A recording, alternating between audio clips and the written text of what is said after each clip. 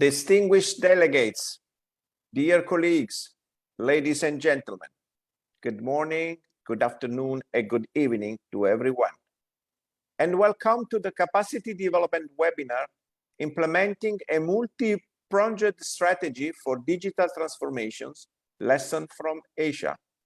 This webinar is organized by the United Nations Department of Economic and Social Affairs through its Division for Public Institutions and Digital Government, in collaboration with the China National Academy of Governance and the Shanghai Academy of Social Sciences, and supported by the 2030 Agenda Sub-Fund of the UN Peace and Security Fund. My name is Vincenzo Acquaro, and I am the Chief of Digital Government Branch in the Division for Public Institutions and Digital Government. And it is a great privilege to be here with you today and to be the moderator for this opening session with the three distinguished excellencies that will address their opening remark and set the scenes for further discussions. During this 2-hour webinar, international experts and practitioners from different Asian countries will present and share their experience on enhancing digital transformation through investing in digital infrastructure, fostering a digital workforce, improving digital governance services, and strengthening data governance to build a dynamic digital economy. We aim to discuss challenges and share lessons learned from the field at central and municipal level, and get some insights and recommendations on how to reflect the urgent need to gain flexibility and resiliency via digital transformation strategies, to create an ecosystem of partnerships to tackle these demanding challenges and generate the flexibility they need to be successful in the era of digital economy. Before giving the floor to our distinguished speakers, I would like to inform you that the webinar will be recorded and posted on our UMPAN website and is being streamed live on DESA Facebook Live. I would like to ask all speakers and participants to have your audio on mute when you are not speaking to minimize the background noise and echo. Please do not forget to unmute when you speak and do your best to stay into the allotted time. Last but not least, this workshop has a supported by interpretation feature. On the bottom of your Zoom window, you can select the Chinese or English real-time translation. Without further ado, I officially open the workshop, and I am delighted to invite Mr. Zhenmin Liu, Under-Secretary General, United Nations Department of Economic and Social Affairs, to deliver his opening remarks. Mr. Liu, the floor is yours.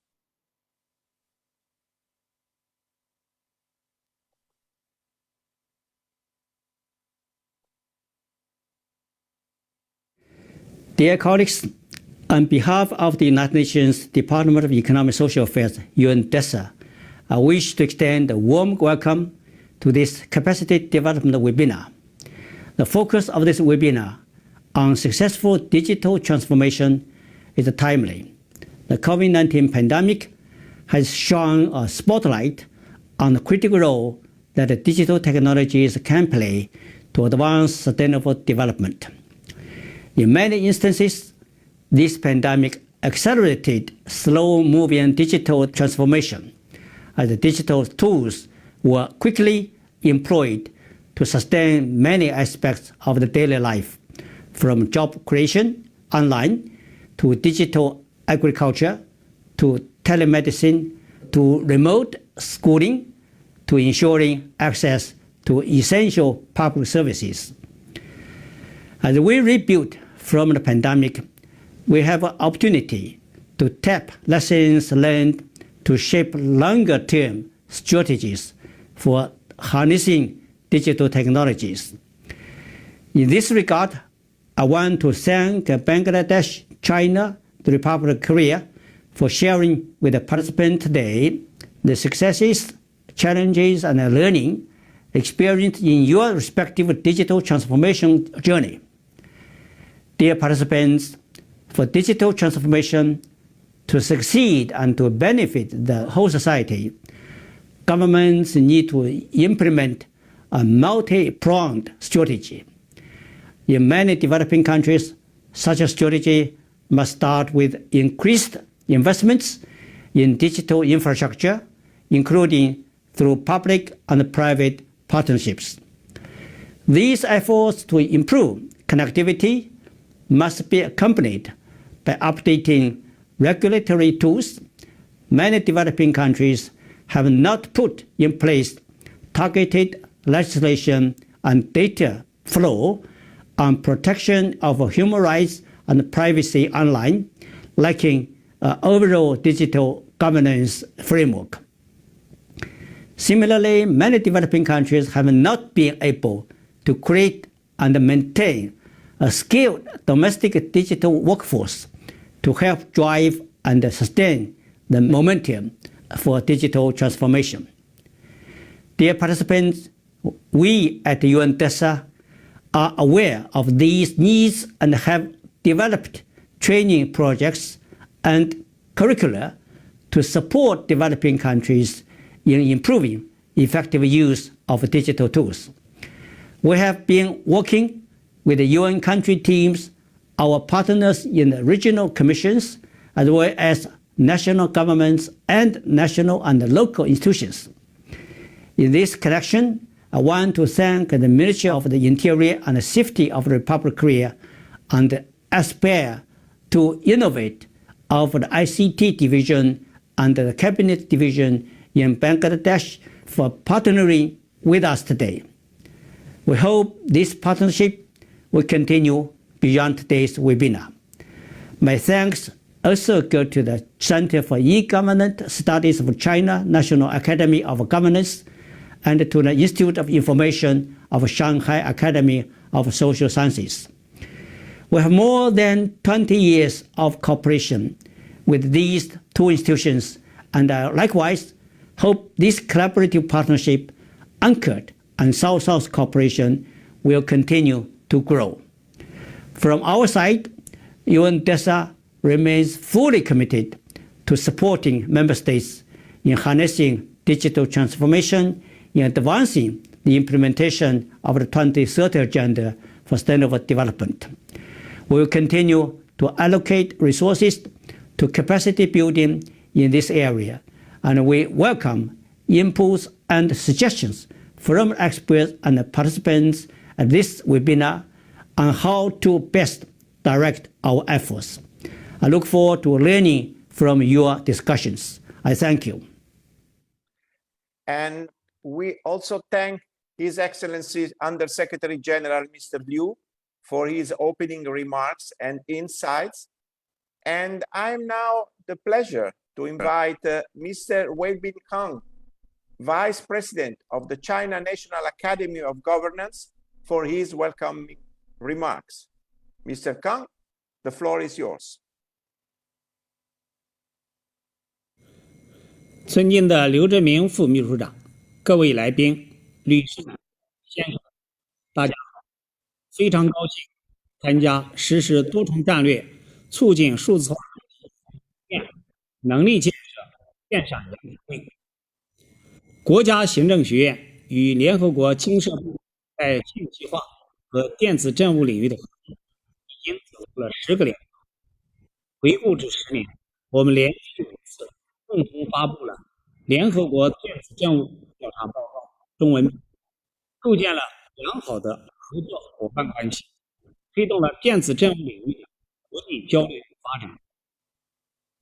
这次共同举办能力建设线上研讨会，推动双方进一步合作具有里程碑意义。我们希望通过共同搭建这样的国际交流平台，把最大的发展国家中国的电子政务发展成果分享给国际社会，使更多的国家从中汲取经验，探索自身的发展模式，让各国人民享受数字化发展带来的成果。近年来，中国电子政务发展取得了显著的进步。最近一次，即2020年联合国电子政务调查报告显示，中国电子政务发展指数取得历史新高，达到全球电子政务发展非常高的水平。作为衡量国家电子政务发展水平核心指标的在线服务指数上升为0.906，国家排名并列第9位。中国电子政务发展取得的进步，与近年来中国政府对信息化的重视投入比较大。20年前，中国国家信息化领导小组关于电子政务建设的第一个指导性文件正式发布，提出政府先行带动国民经济和社会发展信息化，最后制定了国家信息化发展长远战略及为5年的具体规划。中国政府按照战略规划、设计实施、评估诊断、优化提升的路径，推动电子政务实体化。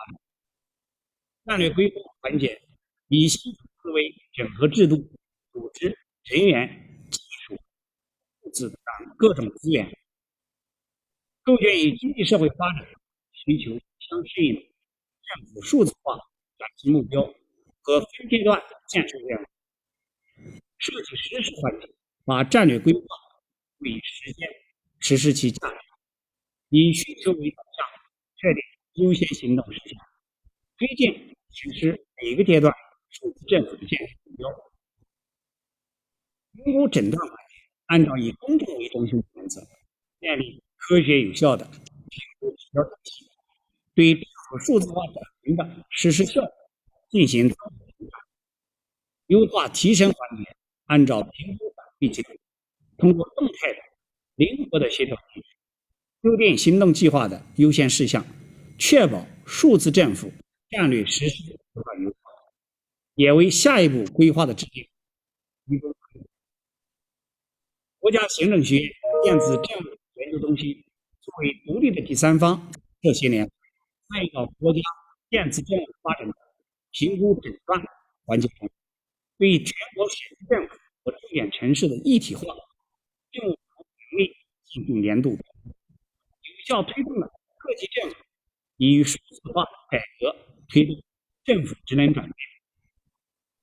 在公众为中心的价值理念的引领下，店面审批最多跑一次，网上办、一次办等政务服务，地方创新实践不断涌现，政府的在线服务能力得到全面提升，人民群众的获得感不断增强，营商环境大幅改善，为中国经济社会高质量发展提供了有力支撑。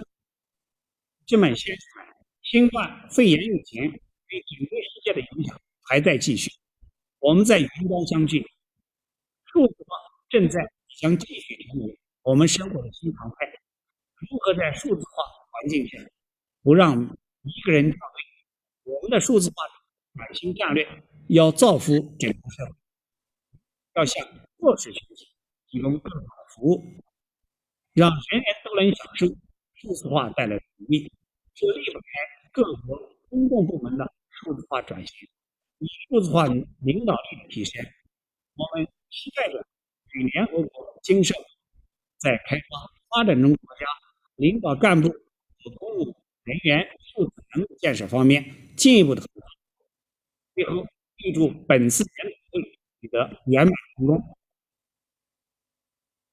Thank you very much, Mr. Wei Bin-gang, Vice President of China National Academy of Governance. And also we really thank your academy for translating the e-government survey, and also for translated the 22 e-government survey that we are going to release soon. And now it is my pleasure to invite Mr. Zhen Wang, Vice President of the Shanghai Academy of Social Sciences, Director of Institute of Information Sciences, to deliver his opening remarks. Mr. Wang, the floor is yours.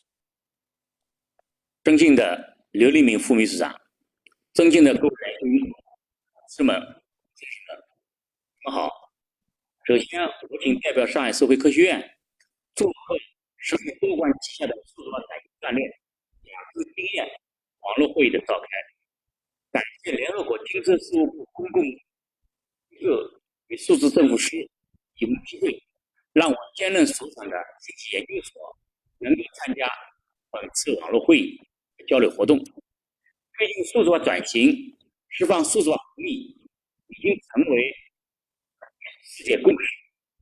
数字经济时代的到来，给发展中国家带来新的发展机遇，也为实施联合国2030年可持续发展议程所列出的项目标提供了解决方案。联合国经社事务部近年来高度重视各国实施数字化转型战略的进展经验，促进各国复建。我认为这是很有意义、很有价值。今天的主题突出了亚洲经验，这对亚洲各国积极实施数字化转型战略的充分认可，也表明亚洲的经验值得在世界各国进行借鉴和推广。在数字经济发展领域，中国仅次于美国，位居世界第二。最近几年，中国以更大的力度推进数字转型。在2021至2025年的国民经济社会发展15规划中，共19篇，专门用了一个单篇共10项内容来部署数字化发展，比如迎接数字时代，结合数据要素潜能，推进网络强国建设，加快建设数字经济、数字社会、数字政府，以数字化转型整体驱动生产方式、生活方式和治理方面的变革。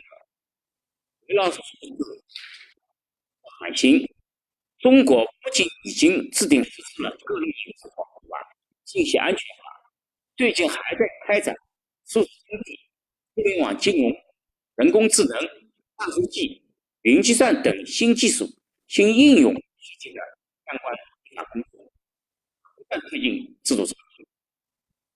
在推进城市数字化转型方面，走在中国各个大城市的前列，已经形成了完整的规划方案，也正在全力推进。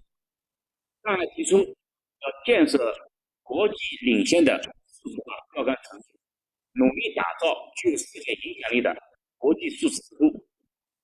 上海的城市数字化转型涵盖了经济、生活、治理3大领域，可以说这是2500万人口的超大型城市整体性转变和革命性重组。上海社会科学院创建于1958年，目前共有17个研究所，850多名工作人员。非常重视与联合国经社事务部的各项合作。在过去的10多年中，我们已经取得了多项优秀的合作成果，比如合作举办国际论坛、翻译出版研究专场等。我们感谢联合国经社事务部对我院工作的大力支持，并希望一如既往的深化双方合作。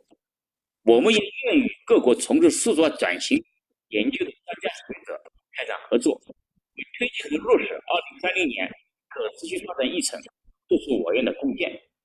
最后，感谢来自世界各国的朋友与我们一起借助网络平台就数字化转型这个主题进行交流。预祝本次会议圆满成功。谢谢。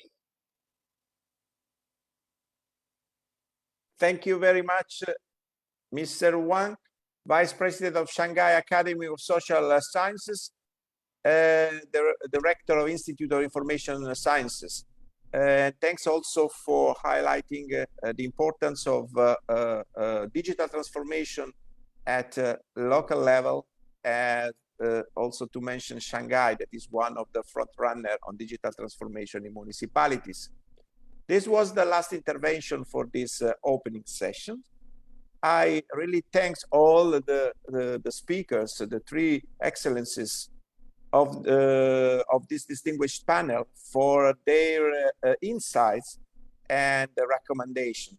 They have really set up the scene and warming up the audience for a very fruitful discussion. Therefore, my task as moderator is done for now. I will be back for the closing sessions. So it is now my pleasure to invite my dear colleague, Ms. Adriana Alberti, Chief of Program Management and Capacity Development Unit, DPIDG DESA, to moderate the panel presentation. Ms. Adriana Alberti, the floor is yours. Thank you very much, Vincenzo. Good morning and good evening to our distinguished panelists, and welcome to this panel session.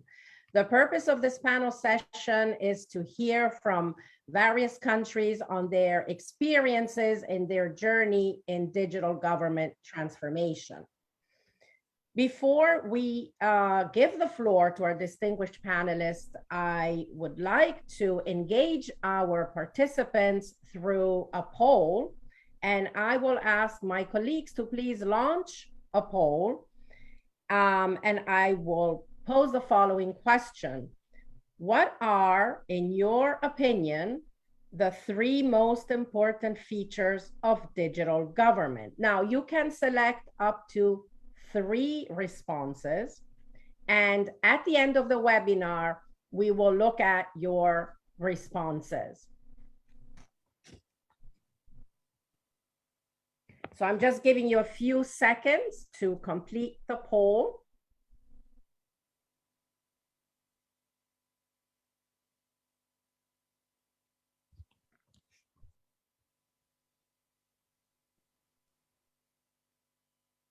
And I can see that there is active participation from all of you. So that is always very good and encouraging. As you continue, I will now invite our distinguished speakers from Korea and China. And I would like to pose the following questions. First, how did your country effectively harness the potential of digital transformation for the Sustainable Development Goals? And the second question is, what are 3 to 5 key recommendations on how to promote effective and inclusive digital transformation at both national and local levels? So please keep in mind that you have 10 minutes each, and we would like to ask you to stay within your allotted time. So our first distinguished speaker is Mr. Jung Hyung Kwon. He is the Senior Deputy Director, Regional Digital Service Division at the Ministry of the Interior and Safety of the Republic of Korea. Please, we can now end the poll so that our distinguished speaker can start the presentation. So Mr. Jung, the floor is yours. Yeah. I would like to share my screen. Yeah. Hello, everyone. Yeah, my name is Hyungkwan Jung. I am Senior Deputy Director of Regional Digital Service Division of Ministry of Interior and Safety. It's my honor to introduce the digital government of Korea. Next.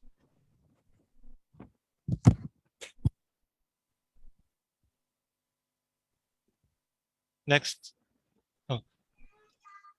Okay. This is order my presentation, the overview of Korea's digital government, and introduce several services, and lastly, success factors and future plan. Next. Yeah, overview. Next. Yeah, in South Korea, there are a lot of information systems covering almost all services, and 89% of adults use digital government services.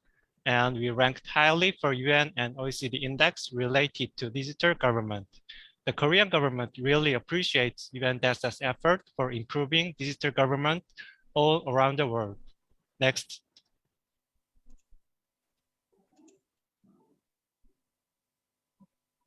Okay. It has been more than 50 years since the beginning of digital government in Korea. Pan-governmental level informatization of public sector was started in the 1980s and 1990s. At this time, we established high-speed internet networks around the country. In 2001, the enactment of E-Government Act triggered nationwide scale e-government projects with top priority. In 2010, Korean government integrated services and infrastructure and emphasized open data policy. Yeah, next. Yeah, these are the public organizations in charge of digital government. Minister of Interior and Safety, is in charge of planning and general management of digital government. Next. This slide shows an overview of major digital government services. On the basis of the governmental integrated data center, all ministries share digital infrastructure such as servers, and various services are provided to implement service-oriented, efficient, and transparent open government. Furthermore, all ministries use the one system for common administrative services such as digital document management and digital budget accounting. Next. This is the governance framework of local digital government. The most noticeable feature of local digital government is that the administrative structure is divided into the central and local governments, but the information systems are interconnected. The managing body of the local digital government is my ministry, and my ministry is working with an affiliated organization called the Korea Local Information Research and Development Institute, or KLID, to collaborate with every local government. My ministry makes policies and develops and distributes standard information systems to local governments. Next. Local Administration Integrated Information System is a national standard information system used by all local government officers and handles common administrative tasks, including the registration of opening restaurants, issuing hairdressers license, and etc. Of course, we have several other systems used by all local governments, such as local tax system, citizen registration system, which are also developed by my ministry. Next.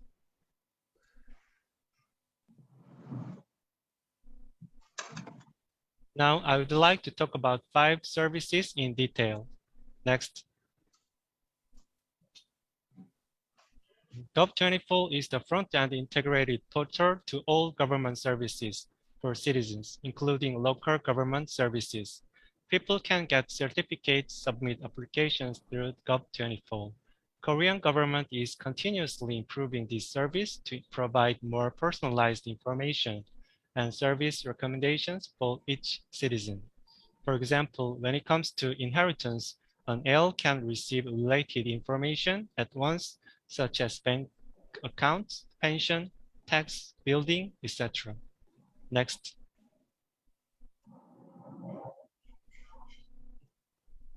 Korean government encourages digital economy by opening government data.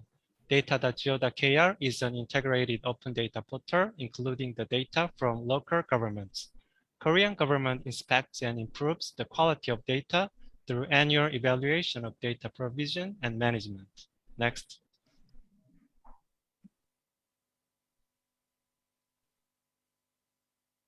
From 2021, Koreans can use the virtual assistant for public called Guppy. Citizens can select their own service channel and get the information related to government services.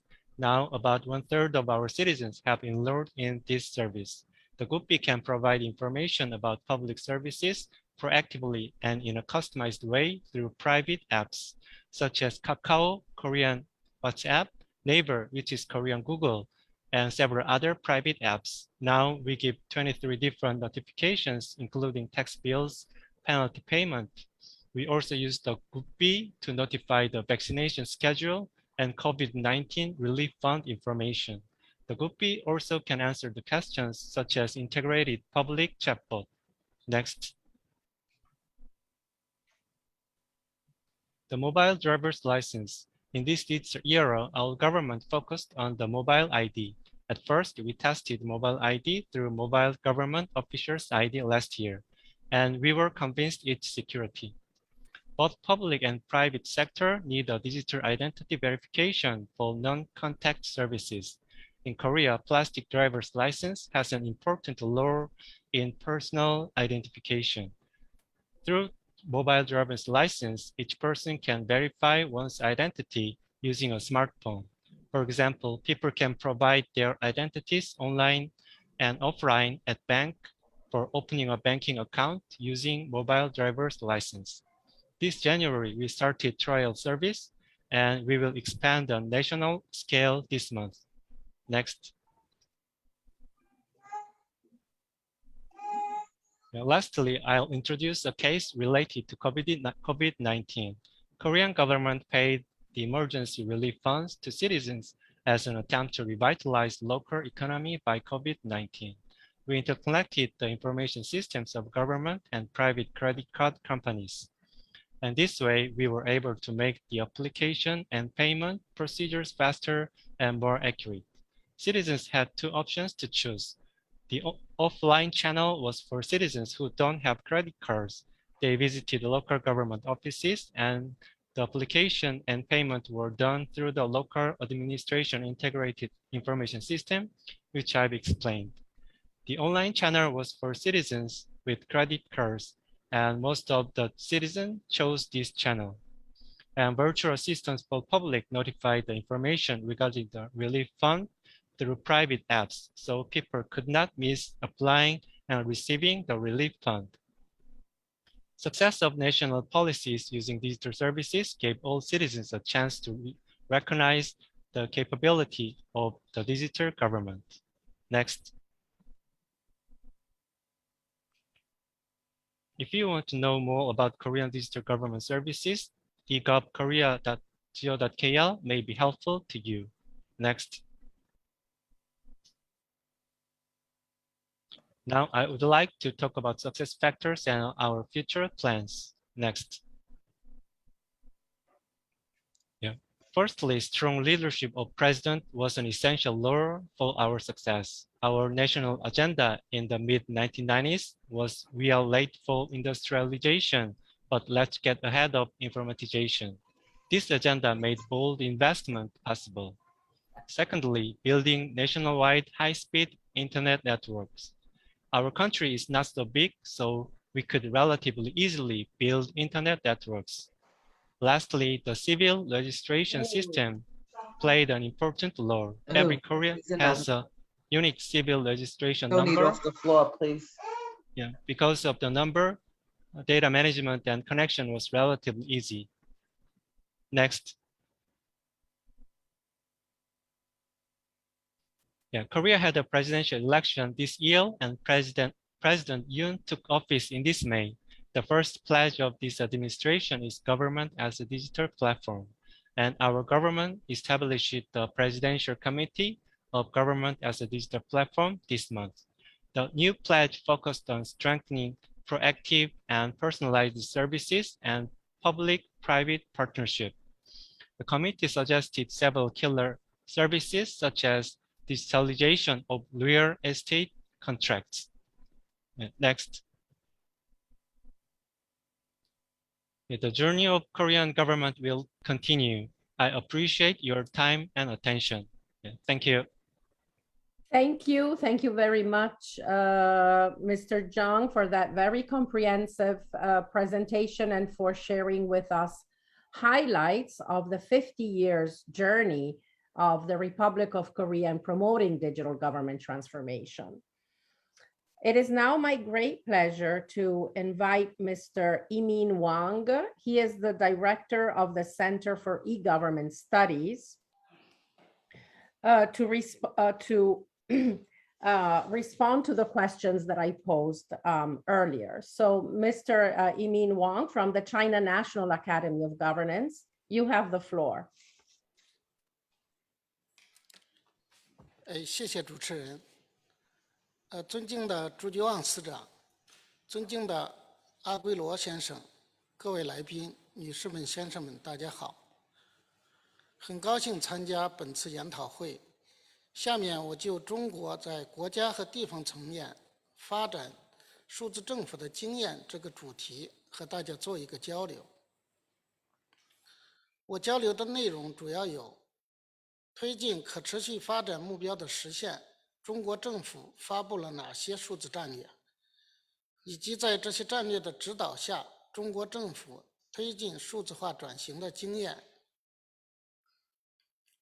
首先，我们来看中国政府发布的推进可持续发展目标实现的数字战略。近年来，中国政府陆续发布了国民经济和社会发展“十四五”规划、数字乡村发展战略纲要、关于推进信息无障碍的指导意见等规划或指导性文件。这些规划或指导性文件聚焦教育、医疗、养老、就业等重点领域，推动数字化服务普惠应用，持续提升公众的获得感。这些举措与联合国可持续发展目标中包容公平的优质教育、促进就业和经济增长等方面的发展目标保持一致。在这些数字战略的指导下，中国通过搭建政务服务平台，提升网上政务服务能力。一方面，服务范围不断扩大，一网通办持续提质增效，全国31个省、自治区、直辖市全部构建了覆盖省、市、县、乡、村5级的网上政务服务平台，政务服务村村通覆盖范围持续扩大。另一方面，服务群体多元化，数字鸿沟难题逐步破解，充分考虑特殊群体使用习惯和办事需求，全面提升政务平台适老化和无障碍服务水平，积极推动就近服务、主动服务、代办服务、优先服务，让数字红利最大程度地惠及社会大众。那么第二部分开始，我将谈谈在这些数字战略的指导下，中国推进数字化转型的经验。首先是通过重点领域的突破，推进数字化转型。刚才龚校长在致辞中提到，中国政府按照战略规划、设计实施、评估诊断、优化提升的路径，推动电子政务持续发展。我们主要针对以下关键领域进行推进，促进政府数字化转型。一是以数据治理为抓手，加强数据资源开发利用。一方面建立健全数据标准规范，另一方面组织开展数据资源开发利用试点，探索数据汇聚、共享和利用机制。二是以优化政务服务为目标，推进公共治理模式转变。一方面以技术赋能支撑治理转型，深化技术吸纳，实现从技术工具向治理赋能，借助国家电子政务网络，实现贯通各层级的一体化支撑体系。另一方面，加强政府内部业务协同，依托统一身份认证、电子证照等基础支撑，推动共享互认、业务融合办理。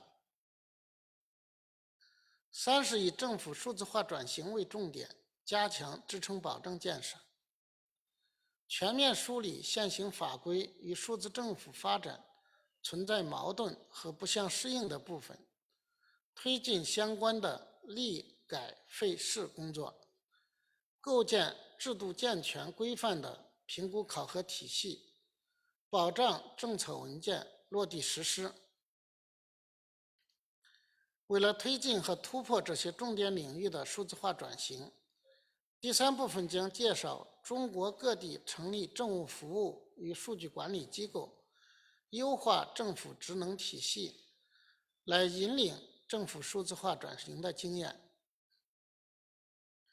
数字化、网络化、智能化对政府的组织结构和行为方式提出了新的挑战，需要理顺部门的职责关系，使政府机构设置更加科学，服务更加优化，权责更加协同。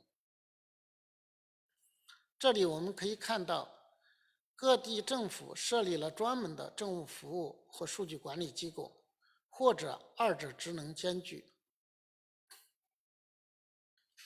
各地政务服务与数据管理机构的成立，加快破除了体制机制障碍和利益固化藩篱，以优化政府职责体系，引领政府数字化转型，为数字政府改革，尤其是政府职能转变带来了新的动力。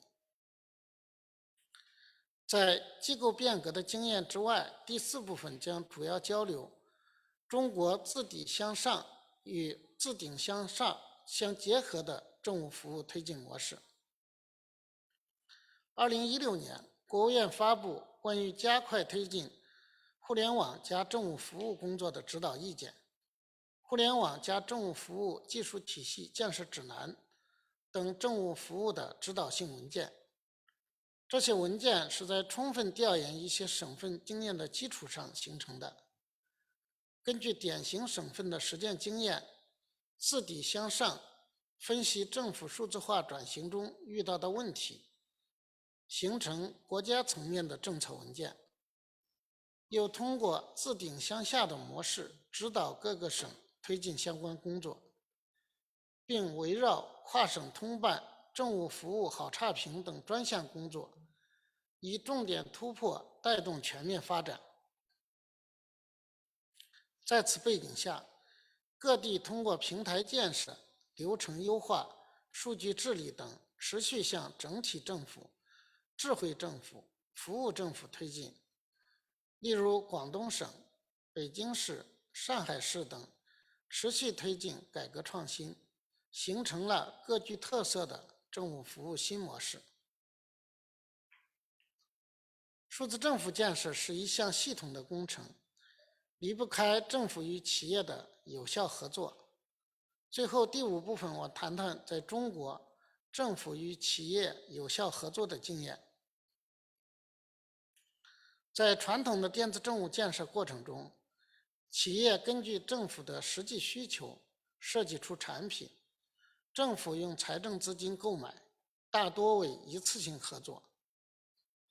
随着政府数字化转型的逐步推进，技术逐渐渗透和扩散到政府组织变革的各个方面，政府更倾向于将信息系统的整体设计、建设和运维同专业企业合作，后者为政务大数据的整合、挖掘、治理提供技术支撑，进而为政府决策服务。当前，各地因地制宜，形成了与当地经济社会发展相适应的数字政府建设模式。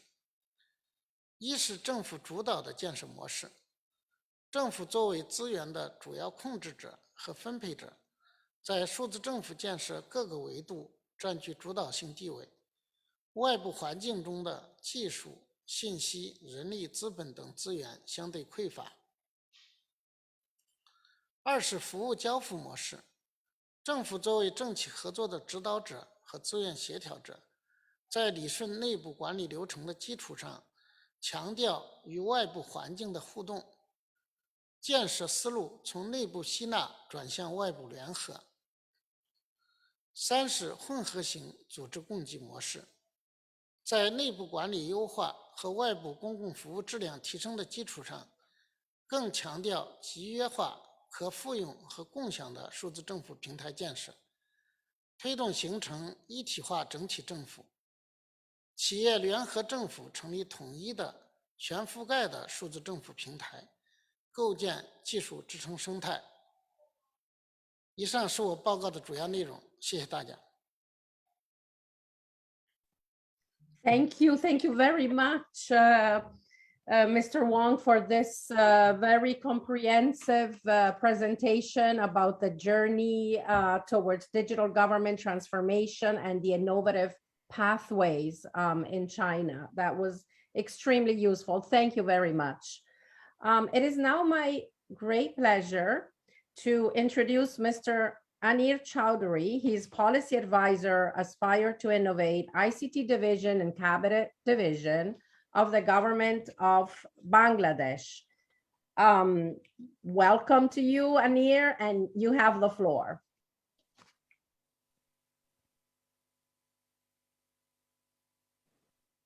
Thank you, Ms. Adriana. Good to see everybody here. Let me share my slides. Thank you for the floor.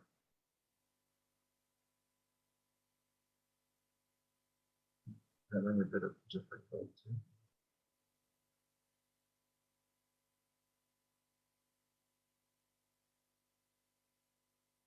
I hope you can see the slides. Yes, very well. Thank you. Adriana, thank you. Excellencies, participants from around the world, good morning, good afternoon, and good evening, depending on where you are. I'll try to go through a set of slides very quickly. Let me start with the contrast in the last 14 years of what has happened in Bangladesh. Started with a clarion call from our Prime Minister in 2008, end of 2008, December. And this was the picture at that time. Quite a bit high poverty, about 40%. Literacy, not digital literacy. Digital literacy was near zero. And generally literacy was about 47%. Electricity coverage was about just shy of 30%. Internet penetration was less than 1%. Mobile penetration was also about 1/6 of the population, 1/8 of the population at that time, actually. And if we talk about digital services, less than 10. We tried to create one-stop centers where people could go and get services digitally. We had 2 in a country of 165 million people. So not a very optimistic picture. But in the last 14 years, because of the clarion call, moving from business as usual to a leapfrogging mindset with the Digital Bangladesh agenda of the government, we've been able to make significant progress, as you've seen in many of these indicators. And internet penetration has gone up over 100 times. Mobile penetration has gone up about 9 times. And number of digital services, this number is slightly dated. It's actually over 1,500 right now.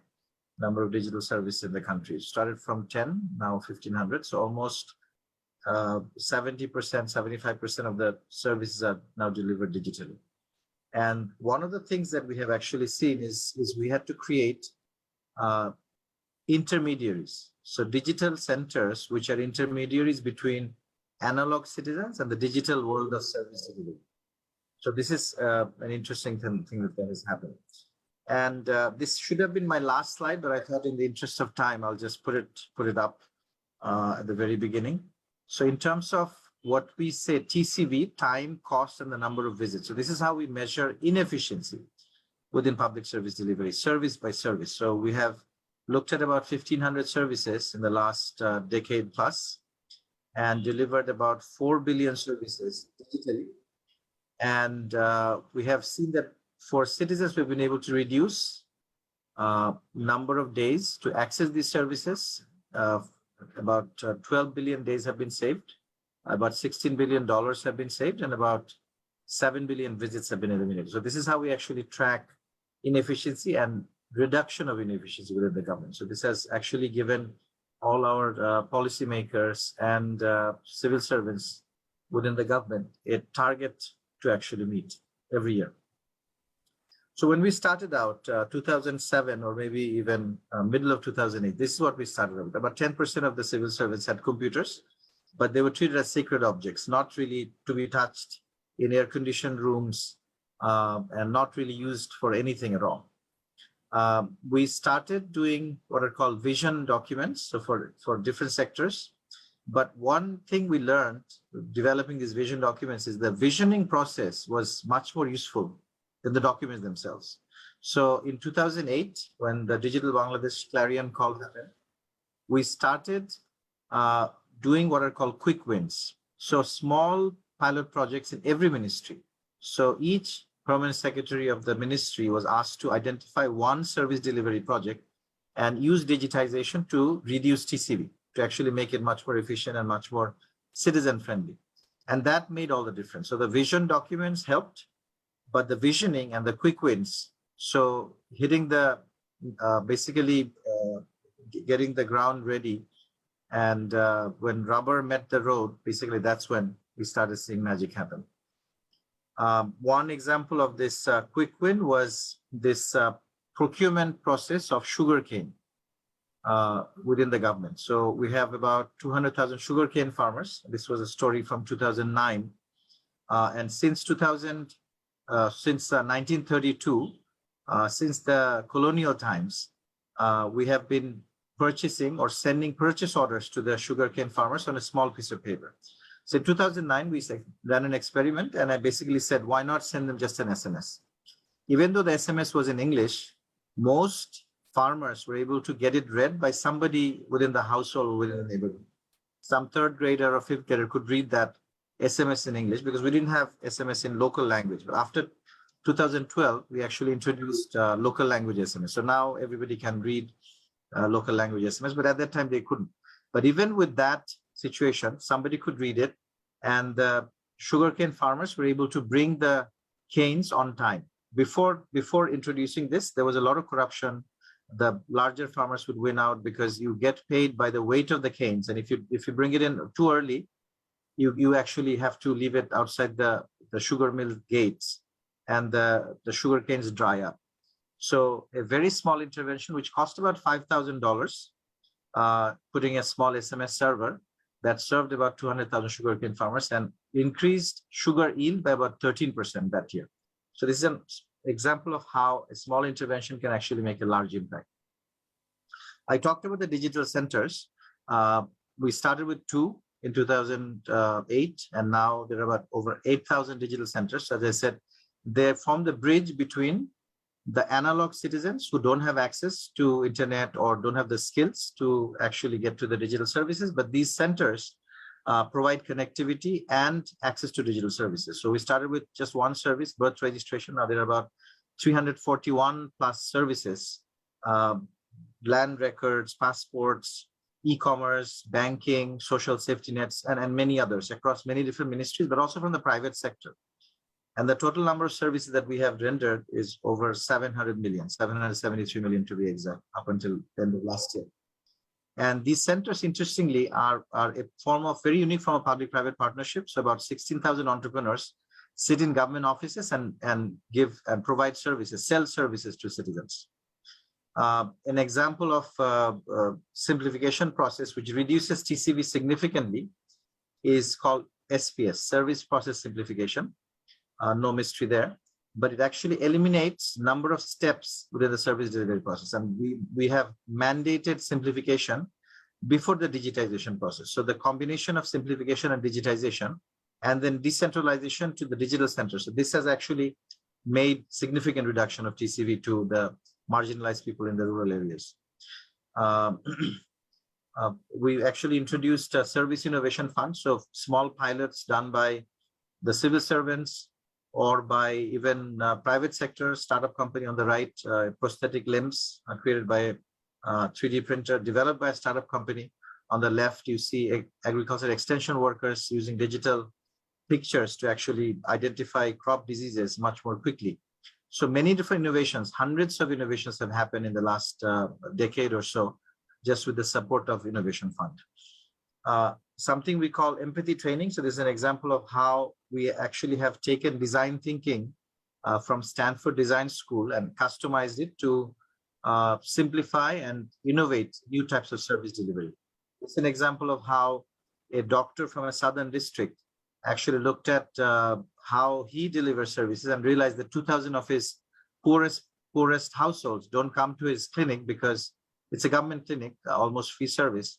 They don't come there because they don't get services. They get pushed out, they get pushed around, they end up at the back of the queue, back of the line, and they don't actually make it to the front of the line to get the services. So he created a VIP line for them and a VIP card by developing a digital database for these 2,000 families, 2,000 households. And this is now forming the basis for universal healthcare for the next few years. Again, an innovation done by a doctor in a rural area, and now has been taken up by the Ministry of Health.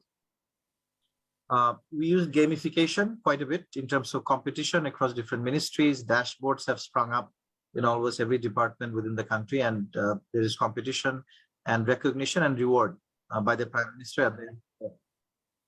at the end of the we use some older technologies also, such as the call center. 333 is our national helpline. And this helpline was launched in 2018, but has been repurposed many times as the Corona helpline, where people called in and we used their calls to actually track the disease during the first few months of the COVID, because we did not have RT-PCR labs in the country. We had one lab in the capital city in a country of 165 million, but we used data from the phones as people called in.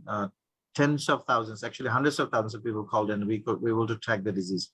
Then 333 became the largest telemedicine service in the country, with 4,500 doctors providing free service.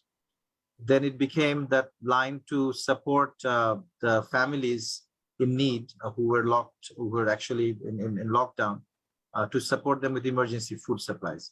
So many different ways of actually repurposing a helpline. Then we have launched in the last 2 years something called MyGov, which is an aggregation of hundreds of services from across many different ministries. So over 700 services are actually available through MyGov. Another 800 are coming end of this year. So again, an aggregation where we have actually broken silos across many ministries. Judiciary, our Supreme Court, was the last one to fall in terms of digitization. They actually resisted digitization for many years. COVID actually broke the resolve that digitization is not useful in the courts. So we could not do bail hearing, and our already overcrowded prisons were getting even more overcrowded. So the Prime Minister and the Chief Justice decided that would introduce virtual hearing, and that actually created an ecosystem where, for the first time, judges were able to hear witnesses over and bail hearing over virtual mechanisms. And now this has formed the basis for a $300 million project, which will actually digitize 2,000 courts in Bangladesh in the next 3 to 4 years. So again, massive turnaround in terms of perception and what digitization can do.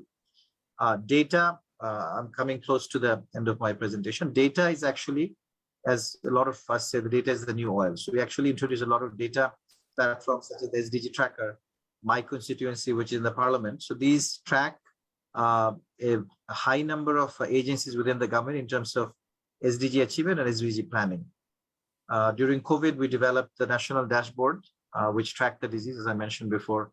And we worked with Google starting 2020, actually, to use Google's artificial intelligence and our flood data, water data for the last 10 years, to be able to predict flood in a better way, in a faster way. So it's an AI system, so it actually learns every year and is able to predict forecast flood occurrences much. The last slide, I'll talk about 6 lessons that we have learned in the last decade and a half of digitization and simplification and innovation within civil service. The first thing is that the role actually has reversed. The citizens don't come to government offices, the services have to go to citizens. So that's a paradigm shift within the mind of the civil service. The second is big bang approaches have not worked. So bottom-up iterative development, doing many of the experimental approaches, doing pilots and scaling them up actually worked better for us. Breaking silos across the government and also between government and the private sector was extremely important. So data sharing, work sharing, responsibility sharing was really useful. We developed a number of business models. I talked about the digital center, which was one of the very unique business models that we introduced through public-private partnership, where entrepreneurs sit in a government office and sell government services, public services. So quite a unique model, but that has sustained itself. So now this runs on its own. We don't have to provide any kind of subsidy beyond the initial financing that we did in 2010. The fifth lesson is creation of governors. So government officers or civil service who act like entrepreneurs. So they do a lot of experiments, they fail, and failure is encouraged by the cabinet secretary and the prime minister. And there's a lot of autonomy to fail and learn from those failures and scale up the successes. And there is a lot of competition, as I mentioned, through dashboards and recognition of excellence within government. The last but not least, as I mentioned, is data has been really, and COVID accelerated this, has been the new oil in government decision making. And there is much deeper awareness of how data can help in policy making and becoming more responsive to citizens' needs as they are changing very rapidly. And COVID has really given us the acceleration of that thinking, that things are not static. We have to move very, very quickly, and we cannot wait for the future to happen. We have to make the future happen. Thank you very much for your patience here. Thank you. Thank you. Thank you very much, Mr. Chowdhury, for this, the remarkable progress, and for sharing with the audience the remarkable progress of Bangladesh throughout the years, and also for highlighting the importance of the leapfrogging mindset, and also that necessity is the mother of all innovations, as we also see through the UN Public Service Awards initiatives, and this holistic paradigm shift. So I'm sure that the audience has found this extremely useful. Thank you again very much for your participation, Mr. Chowdhury. So now I would like to move on to a few questions that we have received from the audience. They have posed them through the pre-registration. I would like to ask our distinguished panelists to stay within 5 minutes in responding to the questions. And I would like to start with Mr. Zhang and pose the following question. How can governments implement a multi-pronged strategy for digital government transformation? And what are the key steps? Mr. Zhang, you have the floor. Okay, thank you. It's very important question. I'll tell you 5 things, I think. Maybe some method sounds natural.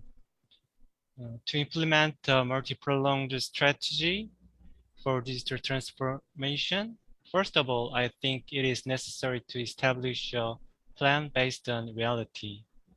From the planning stage, if the plan is made by discussing with each task representative, strategy will be easier to implement with the interest of the public officer in charge. The reason why the mobile driver's license and virtual assistant for public are introduced realized was also thanks to the interest of person in charge. And another way to implement the strategy is the decision maker's will, or the persuasion of the decision maker.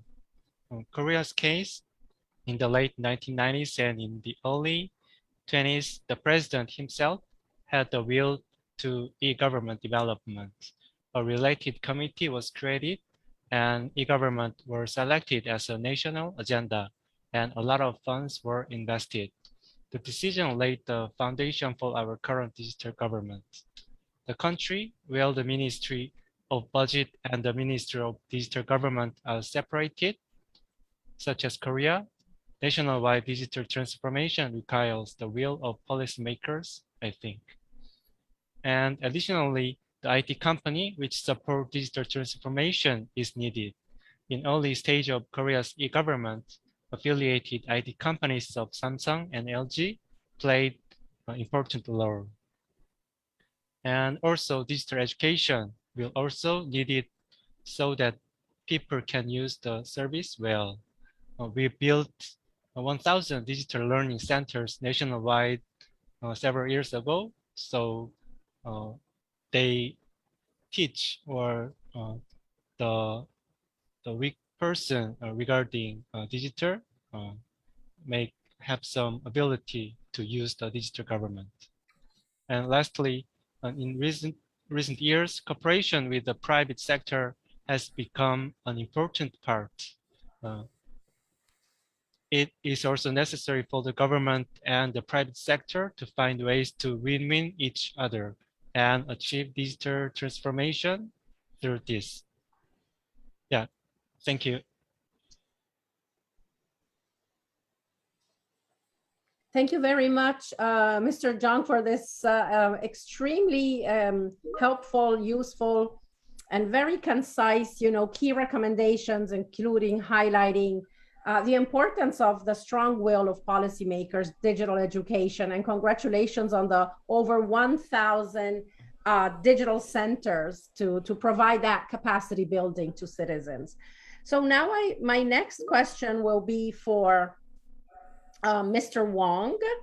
And the question is, how can governments secure personal data in this era of digital transformation? Mr. Wang, you have the floor. 好的，谢谢主持人。那么，面对这个实践中数字化转型引发的个人数据安全、个人信息安全的风险，近年来中国政府在国家和地方层面相继出台了一系列涉及到信息安全、涉及到个人信息保护的一些规定和法律法规。那么在个人信息保护的范畴、个人信息处理的安全标准、政府数据的安全保障和共享利用中的个人信息保护等方面，进行了一些开创性的立法，从不同的维度制定系统化的个人信息保护的法律体系。那么有这么几个方面，我介绍一下。第一是明确处理个人信息的前提条件。个人信息保护法确立了告知通知原则在个人信息处理活动中的基础性地位。那么在此基础上还设立了同意撤回制度，以确保个人信息得到充分的全面的保护。第二，通过强化数据保护义务，确保个人信息安全。按照数据安全法和个人信息保护法的规定，对于个人信息，行政机关在未获得个人同意的前提下，除非有法律法规的明确规定，否则不能将个人信息通过政府的数据公开的方式向特定的或不特定的对象公开。第三，确立政府数据的分类开放模式，提出个人信息的脱敏要求。数字化转型过程中，中国政府在确保个人信息安全方面的努力中，除了完善相关的法律法规，建立信息监管体系外，还在积极鼓励企业强化行业自律机制，树立社会责任意识，在公民宣传教育层面着力提高个人信息的防范意识，增强维护个人权益的认识，提高人们的信息安全素养。主持人回答完毕，谢谢你们。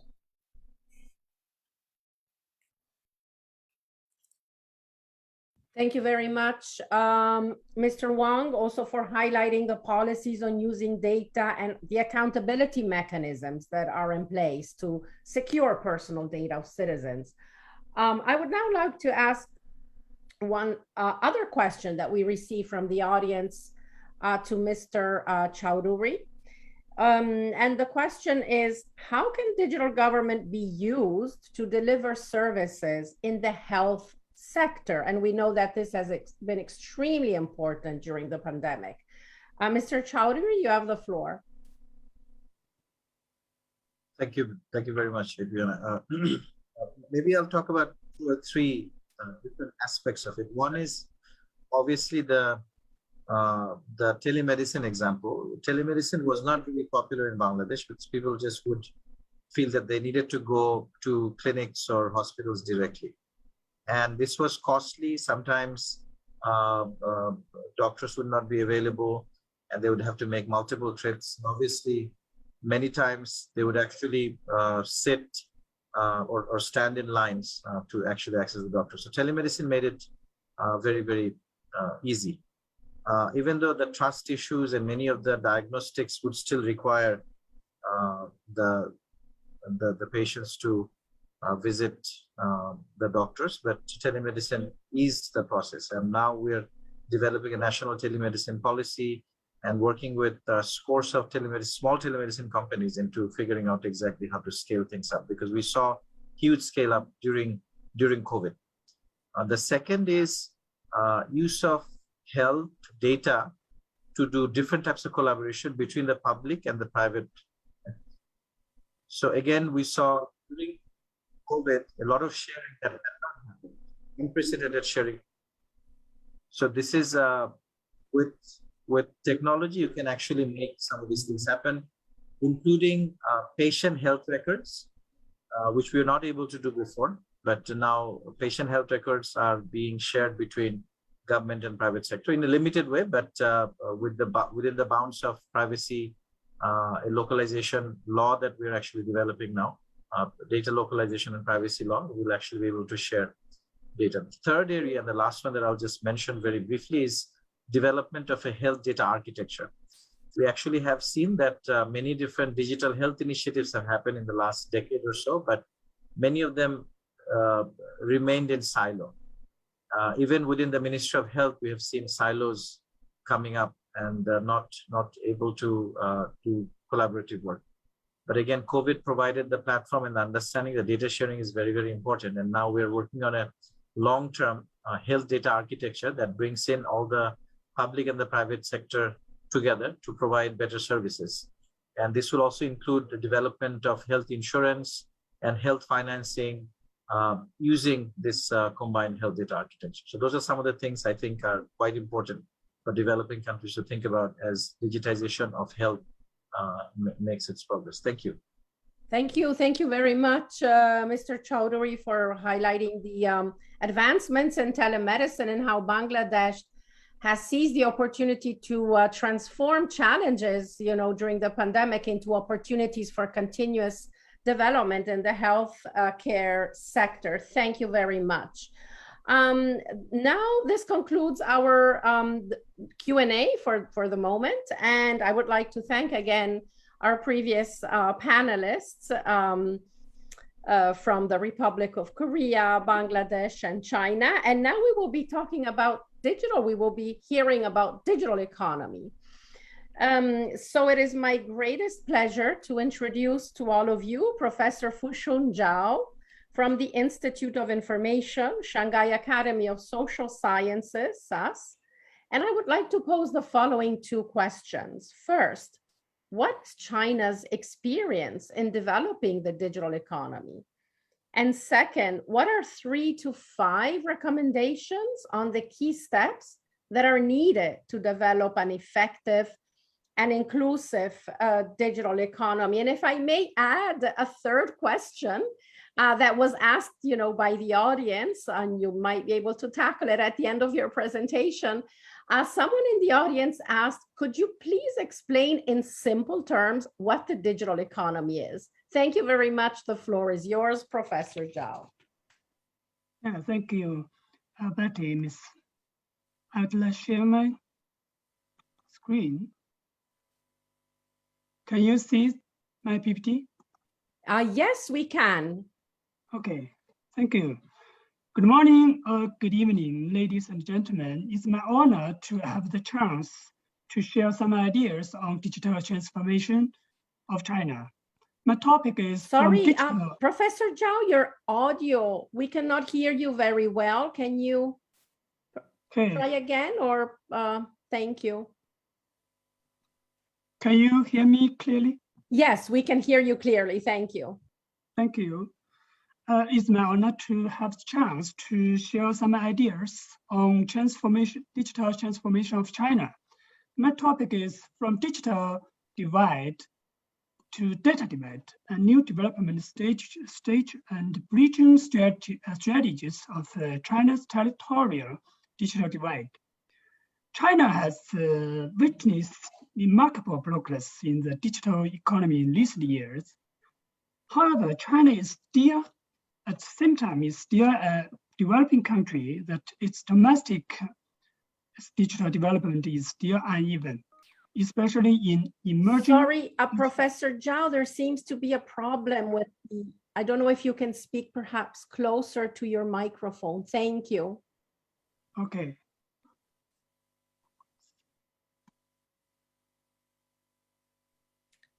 Please unmute yourself, Professor Zhao. Thank you.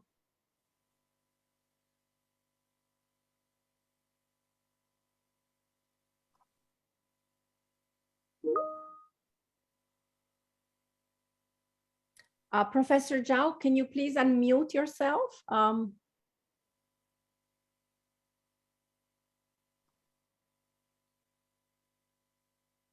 Is it okay?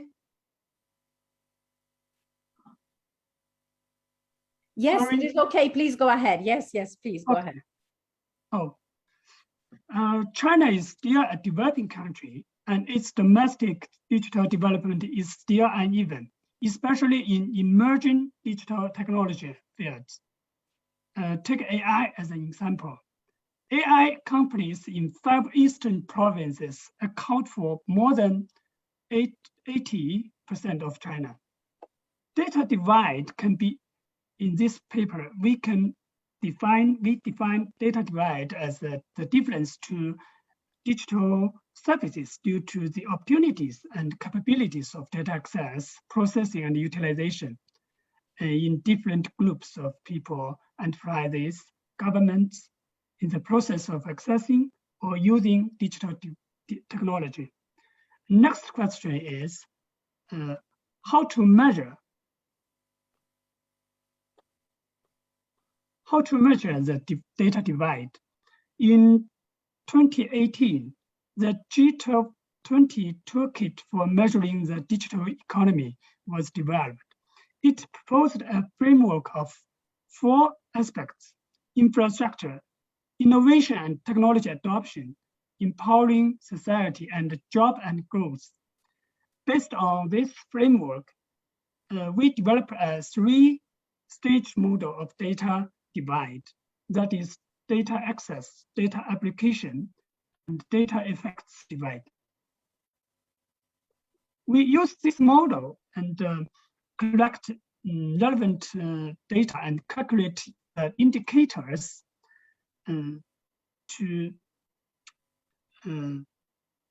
at 2 levels of China, province and region. The results are showing like this, table 1 and table 2. Table 1, okay. Here is the data divide coefficients by province in China. Okay, can you hear me? Professor Zhao, I'm sorry. Perhaps you can turn off your video so that, because we can't hear you very well, perhaps you could try turning off the video. Thank you. Okay.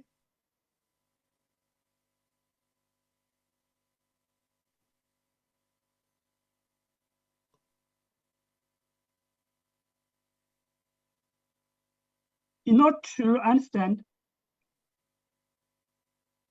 the data more clearly, we compare,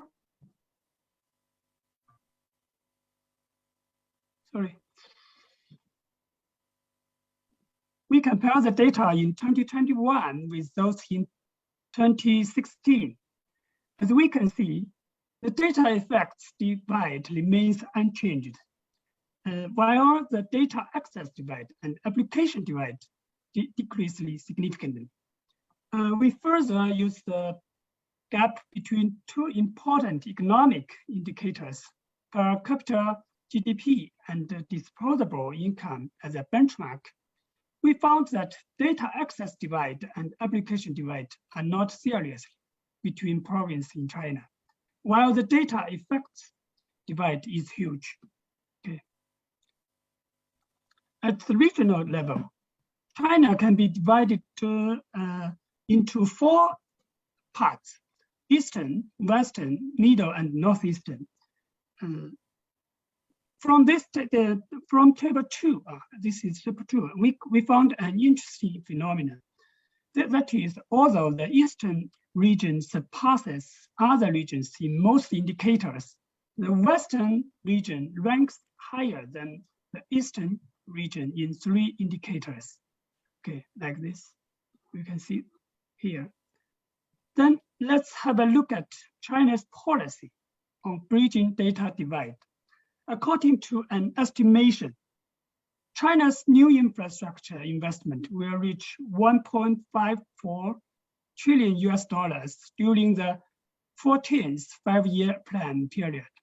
Table 3 shows the scale of new infrastructure investment plan in 10 selected provinces. The total is very large. Okay, you can see. In this regard, one of the major projects in recent years is the channel computing resource from the east to the west project, in Chinese, 东数西算. Through the effective deployment of computing resources between the east and the west, it aims to effectively bridge data divide and promote balanced territorial development. Okay. Then, in addition to the aforementioned efforts of Chinese government, the active participation of a large number of private technology companies will be essential. For example, Lushui City in Yunnan province is here, located is here. Now, it's a state-level poverty area.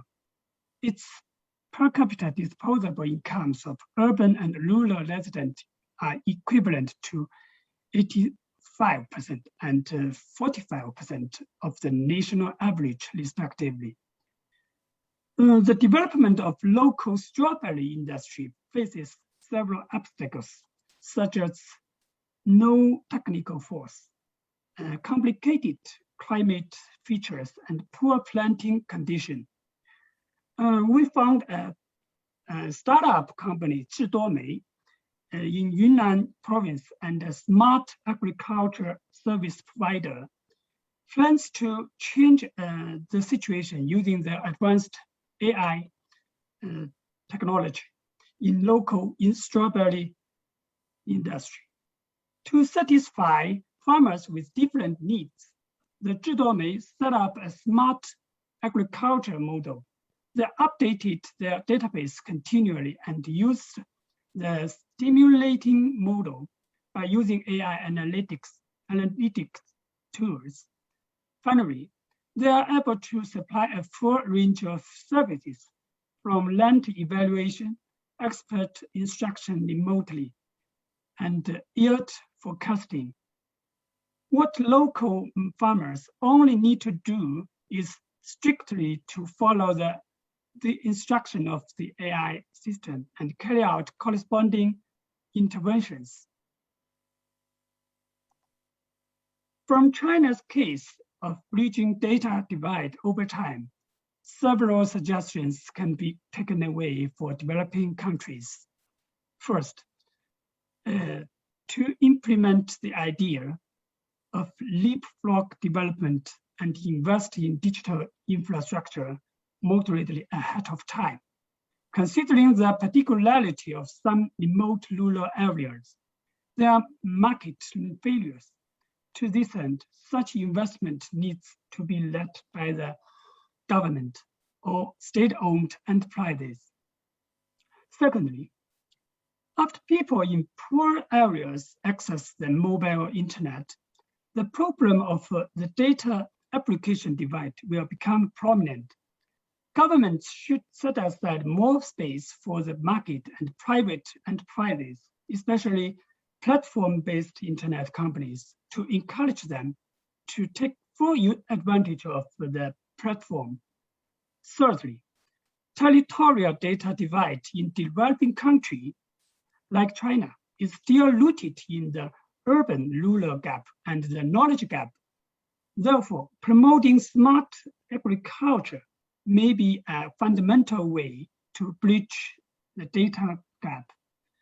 Last but not the least, governments should pay more attention to the release and disclosure of public data.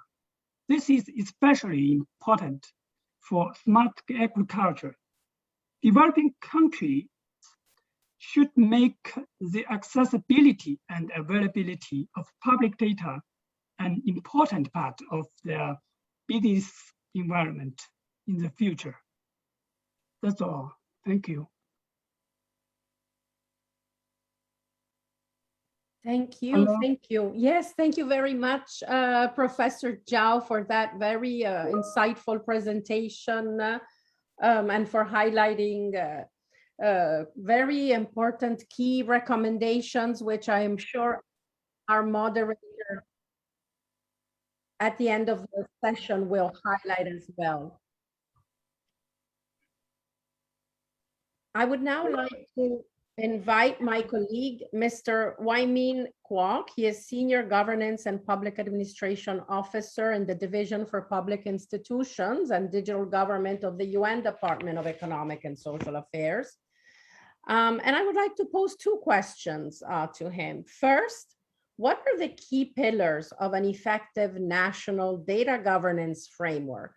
And second, what are the key capacities that are needed to develop an effective national data governance framework? Wai-Min, the floor is yours. Thank you. Thank you, Adriana. Thank you. I hope you can hear me well. And I believe you can also see my slides. If not, yes. No. Thank you. So to respond to your questions, I'd like to share a few slides entitled Adopting National Data Governance Framework for Sustainable Development. I must say that I benefit a lot from hearing the three excellent presentations from Bangladesh, China, and Korea, South Korea, and during which I think all presentations also touch upon data, and including in the earlier presentations by Professor Zhao. So in today's the digital era, the ABCDE here refers to the wide spectrum of different technologies, from artificial intelligence to blockchain to cloud connectivity to drones, data, and anything related to the digital experience. And in the work in UN DESA here, we benefit from the 2 decades experience of working in the UN e-government survey. Some of you may be familiar with. We also share the link. In addition, we are also very much guided by the Secretary General Roadmap of Digital Cooperation, including in the recently launched our common agenda that all put emphasis on digital transformation and the need to step up on the digital agenda. In addition, in the recent years and months of COVID-19, we also look at how countries respond quickly through different digital tools. We also partner with different agencies, including ESCAP, in different projects like the recent one on policy experimentation and directory sandboxes. So why data and the focus on national data governance framework? As we hear earlier, in any e-government product app, there is always centered around data. And now with the progression towards e-government platform, like for instance, payment platform, or digital identity platform, again, it's all centers around data. And earlier we heard the very excellent presentation on digital economy. So the digital economy ecosystem is again actually all centered around data, and we can see how data plays a central part in that.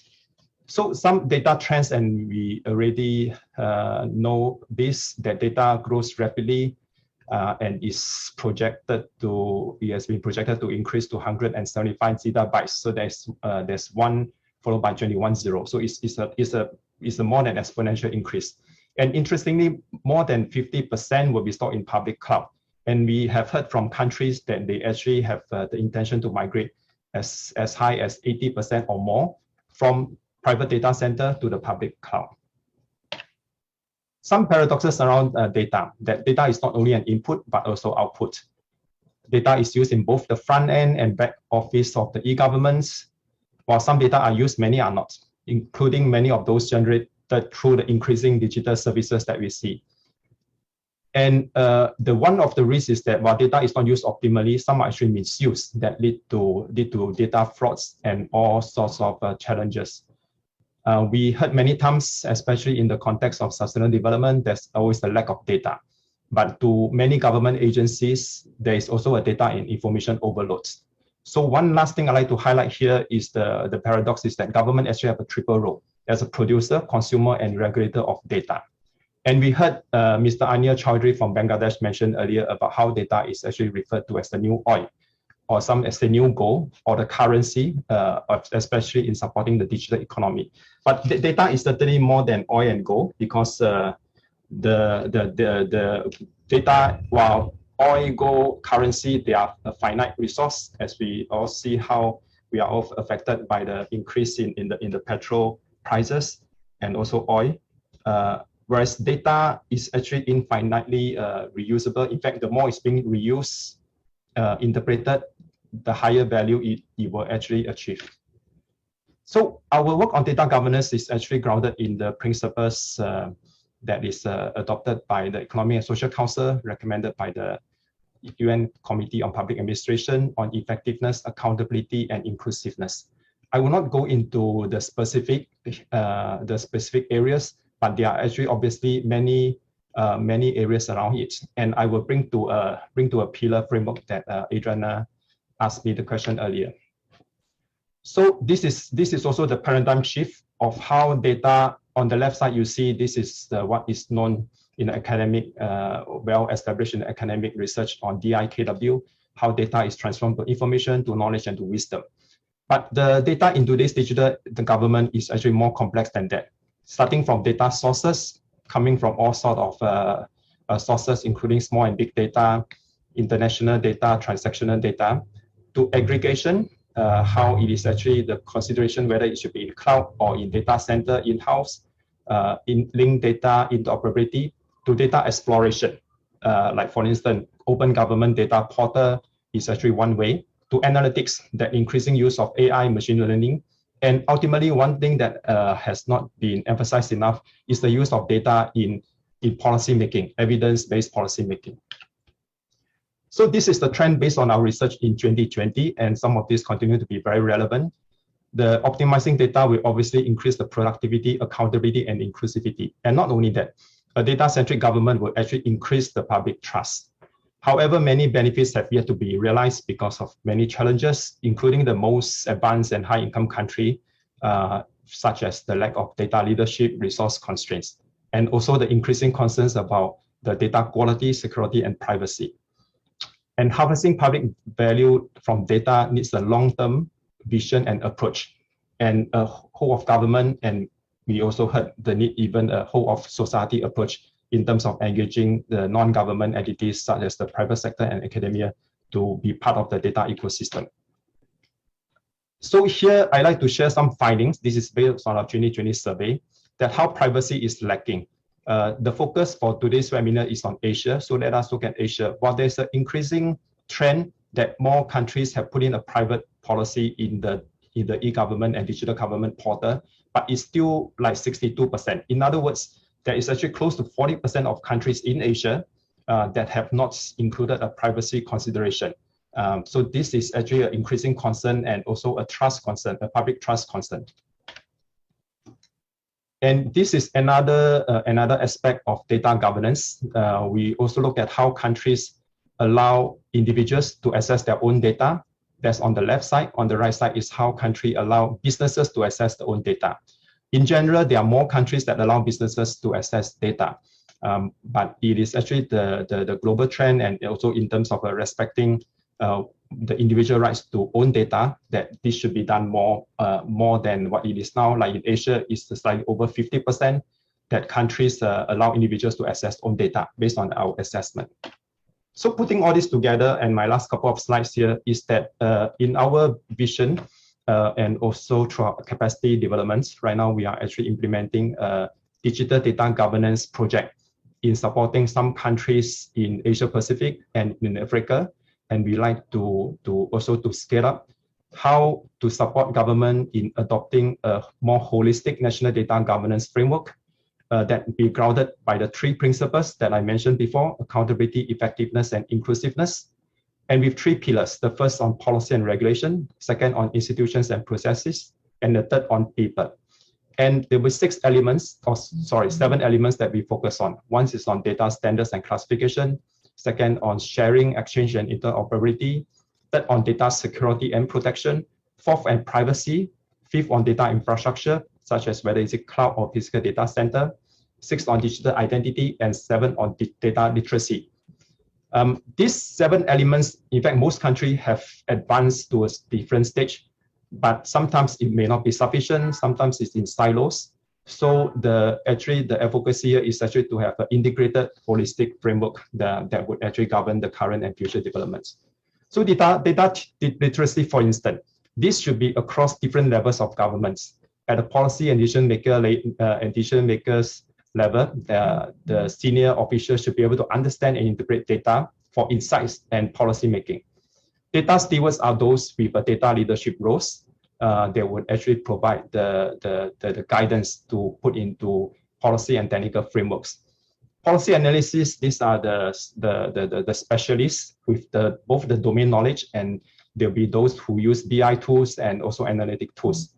And widely across the board, public officers, administrators, and any public servant, they should be able to use data for daily operations and reporting, including to highlight any irregularities. And lastly, what is also important is that we actually need to encourage to have more data scientists in the public sector. I believe this is my last slide, that I like to just to mention that the data is also a challenge for the UN system, and we have a data strategy by the Secretary General. There is actually emphasis for action by everyone and everywhere. As a UN system, we do recognize the power of data and also the potential of data, how we can actually enhance our own capacity in terms of supporting other countries. With that, I conclude my presentation. I'd like to hand the floor back to my colleague, Adriana.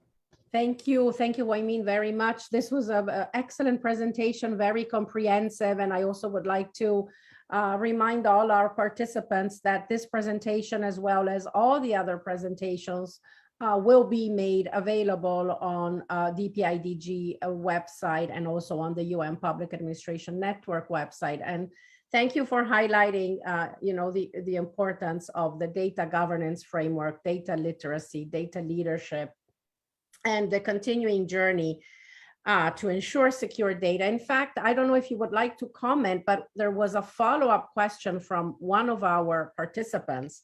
And the question is, how do we ensure cybersecurity and prevent or manage cyber attacks in the digital information era? You touched on this a little bit, but perhaps a few more thoughts, Wai Min? Yeah, thanks, Adriana. I think that's a challenging and a big question. The cybersecurity concern in the UN context, it also touched upon different pillars of the UN's work that actually involve like peace and security, the human rights part, as well as the developments. In our part of work, we actually focus more on developments. We also support the Internet Governance Forum that look at the cybersecurity across all three pillars of the UN's work. It is actually important to consider again an integrated approach.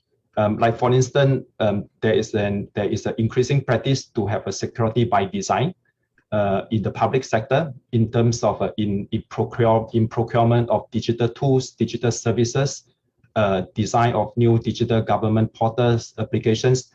That security by design should be one of the main concern or one of the first concern to put into any implementation work, both in terms of physical digital assets and also in terms of software assets.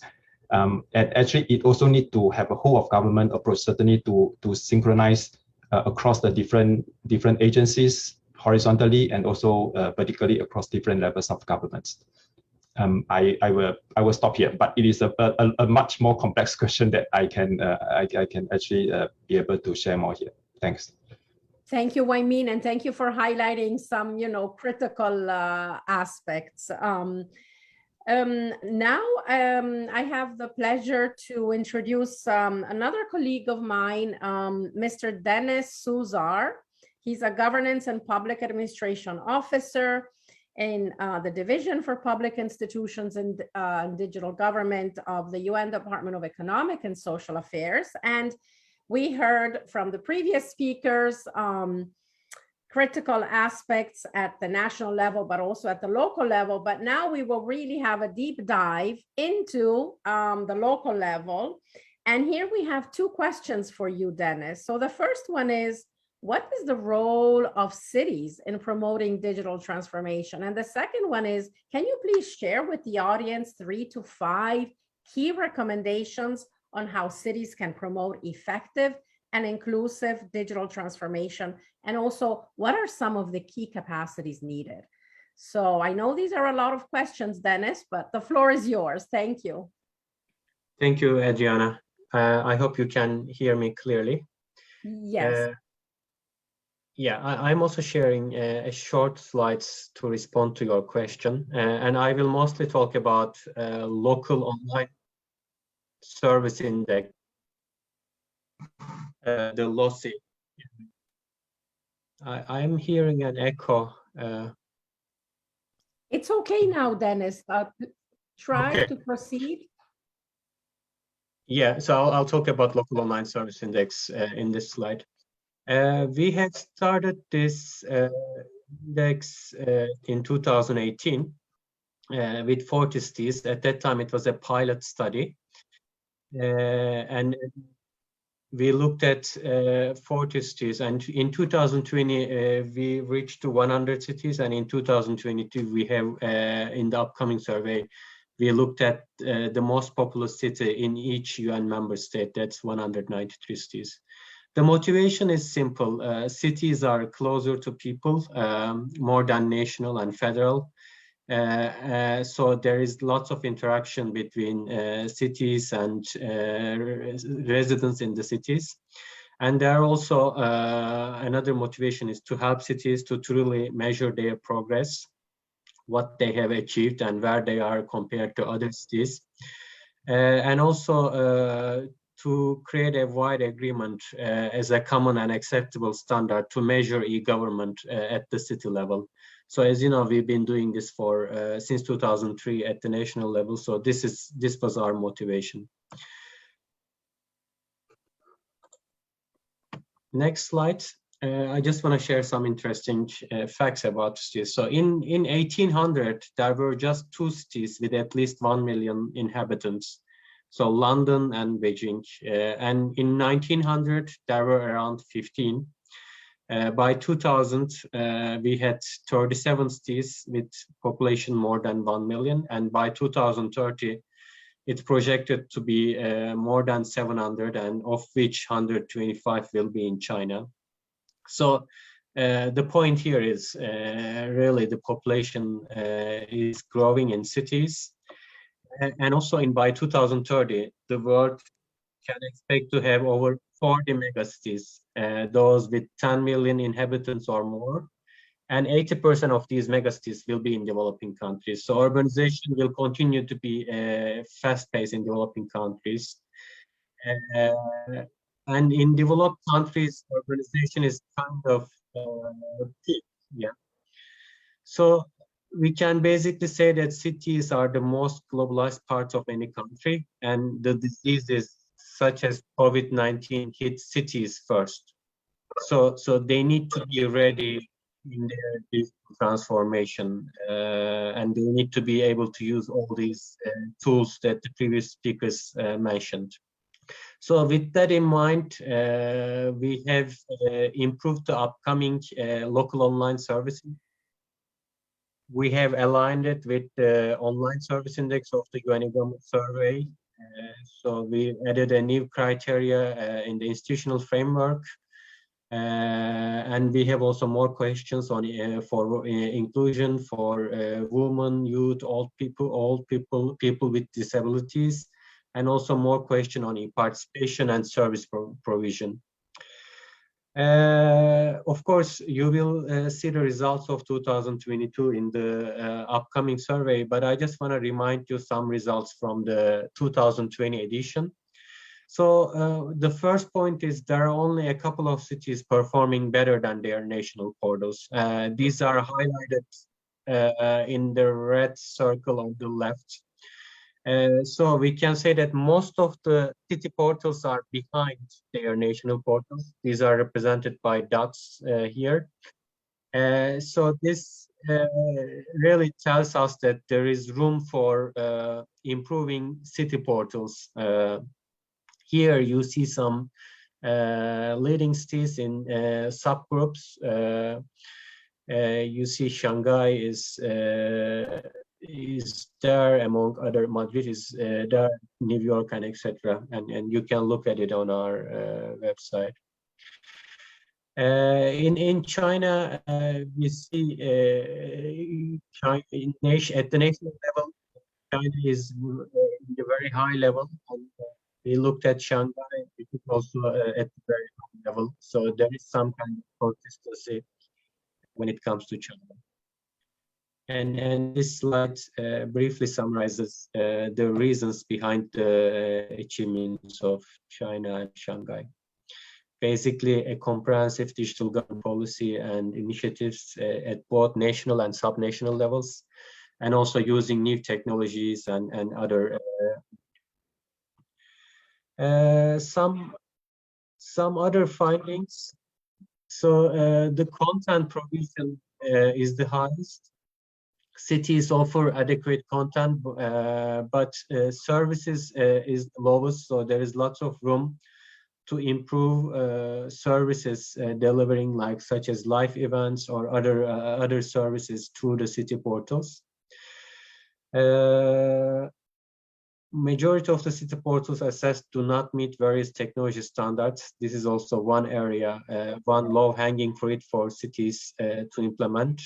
And the positive thing is nearly all city portals are accessible through mobile devices, which was an important finding, since in many developing countries, the computer is the smartphones people have in their hands. In response to your question, I think for cities, there is important element of local innovation. So local SMEs really can help cities in implementing their online services. And also one advice would be like constant communication and collaboration with the national e-government offices. While it sounds obvious, we hear that in many cities we surveyed, the communication lacks with the national e-government offices or strategies. And last but not least, we are also partnering on applying our methodology in different countries. Since our resources are limited, we can only look at the most populous city, but this doesn't mean that more cities cannot be involved in the LOSI. Here you see the cover page of our recent publication that we partnered in Jordan. We applied our own methodology to more cities. And I know that in the past, this was done in China. Now we are also about to launch a detailed study in many cities in Brazil and in Palestine. So I invite everyone listening to us to partner with us to apply LOSI methodology in more than in many cities in their respective countries. So with that, you can visit this page on the screen or get in touch with us, and we'll be happy to take it further. I'm sorry, Diana, I'm giving it back to you. I heard at some stage echo, so if some slides were not clear, I apologize for that. Thank you. Thank you very much, Dennis, for this comprehensive presentation. And again, I remind all the participants that the presentation will be made available online. And just maybe in 1 minute, Dennis, if you could also share maybe just your thoughts on and recommendations on how the United Nations system, and in particular our division, you already mentioned some ways in which we are partnering and collaborating with other countries, but how can we further support, or what is our division doing to support developing countries in strengthening their capacities for digital government transformation at the national and local levels? In 1 minute, please, Dennis. Thank you, Diana. Let me just focus on the cities. First of all, there are many innovations and many projects are happening at the UN system. I just want to highlight, for example, the project that we are working together with ITU, United for Smart and Sustainable Cities. Here, any city government that would like to increase their digital capacities, they can learn more about it. And there are many online tools that city government officials can grab and can implement. One thing that is coming up in the upcoming survey is digital skills are lacking in cities, especially in cities with less population. So digital capacities, digital skills, digital talent, I think is the key in digital transformation. And for that, there was also a relevant question in the chat. I think investing in people's, in government officials' digital capacities, especially in developing countries and with small cities, is a key. And for that, we have also some online trainings, local online service index. So I would welcome to start with this, with digital capacity building. Thank you, Dennis. Yes, and thank you for highlighting, the critical importance of building digital skills and digital capacities, especially in local areas and that are, sparsely populated. So this concludes our panel session, and I would like to thank all of the speakers for their very insightful presentations that were rich in content and also offered many key recommendations. Before closing this session, I would like to engage once again our participants in another poll. And this time the question is, which are the greatest obstacles for digital transformation in public administration in your country? And if colleagues can show the poll, and we'll take just a couple of seconds. Thank you. So everybody can share their views.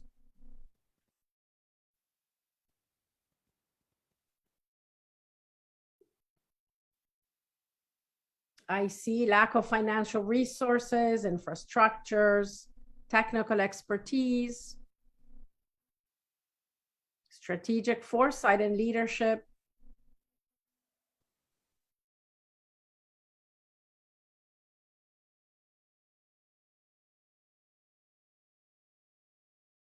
So I see there's a lot of engagement, and we will then hear from our next moderator what the results were from both of these polls.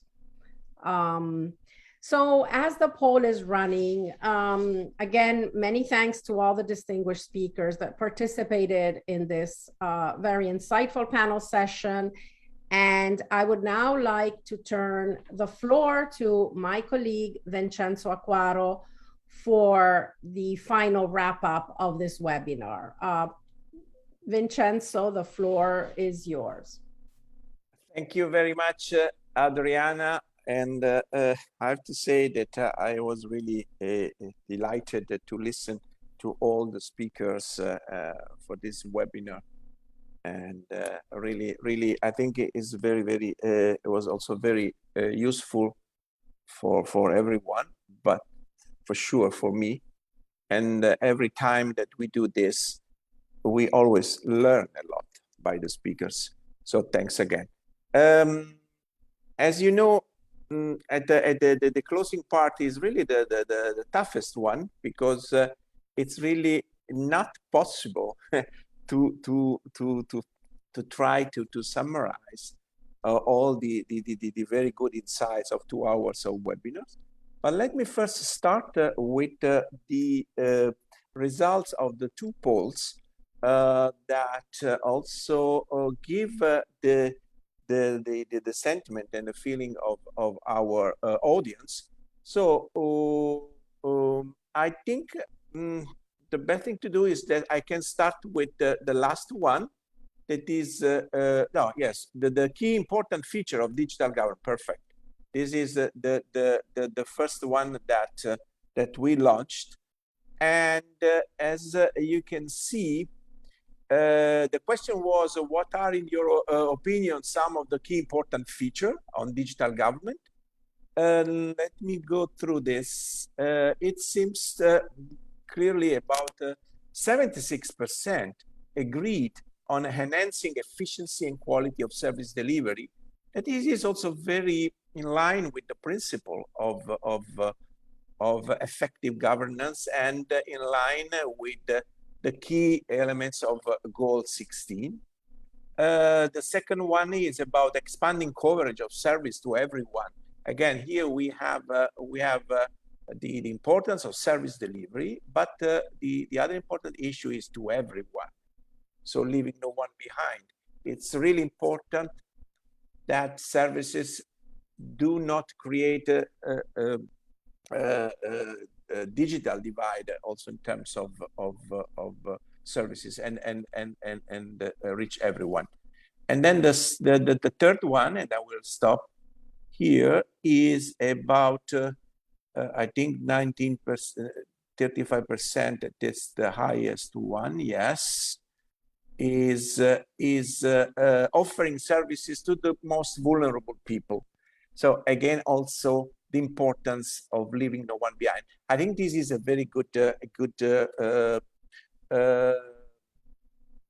insights on the overall perception and the overall needs from citizens. So thanks for taking the time to do this poll. The second one, please. Yes, and this is about no, this is still the previous key important feature. Yeah. Okay, perfect. This is about the challenges, the obstacles, which are the greatest obstacle of digital transformation in public administration. And as we can see here, the first one is lack of financial resources.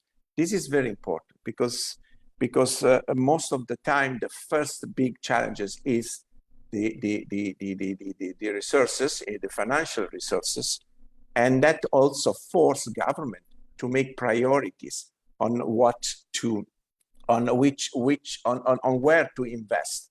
So, and then the second one that is about 55%, lack of infrastructures, that is also strongly related with the first one, lack of financial resources, because if we don't have the budget to implement the infrastructure, that it's a big issue. But then the second one is lack of strategic foresight and leadership.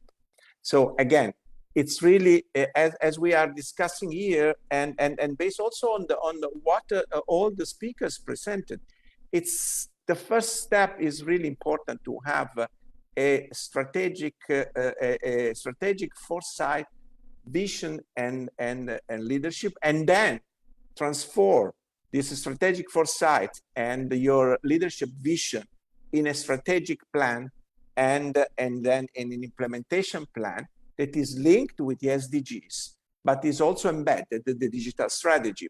And with this, I was covering some of the key points that were highlighted by our speakers. So I still have 1 minute. Let me try really also to highlight a few other points that were presented by the speakers. And I think what was very interesting, we had the 3 countries that really represent as a whole the realities of the Asian region. The Republic of Korea, that is is always one of the top leaders in the world on the digital government, and they introduced the issue of government as a platform. The incredible improvement during the years and of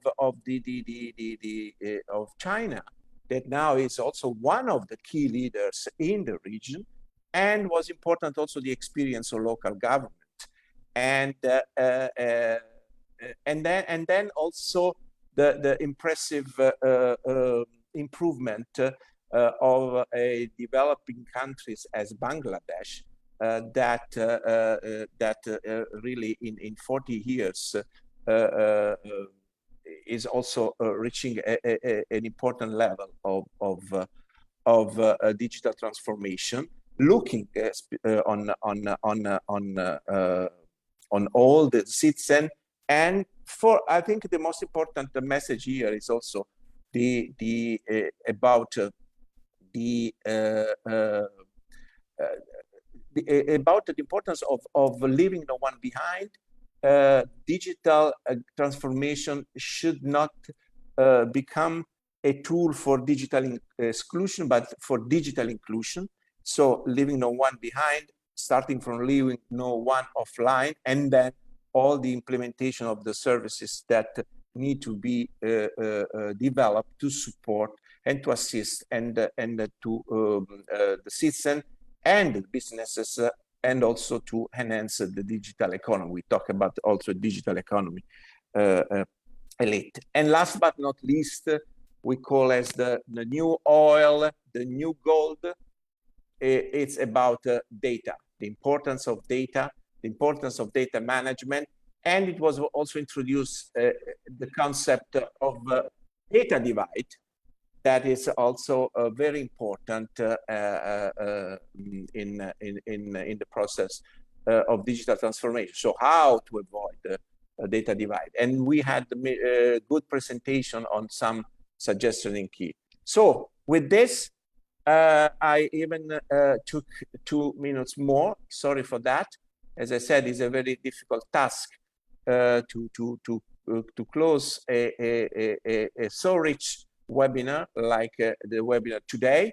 I want again thanks all the speakers, all the participants, all my colleagues that were supporting and presenting in this webinar. And I do believe that this will not be the last one, because we will do our best to organize more webinars like this and to continue on collaboration with our distinguished partners. Thank you again, and I wish you all the best for your day, or for most of you, have a good night. Thank you. The webinar is closed.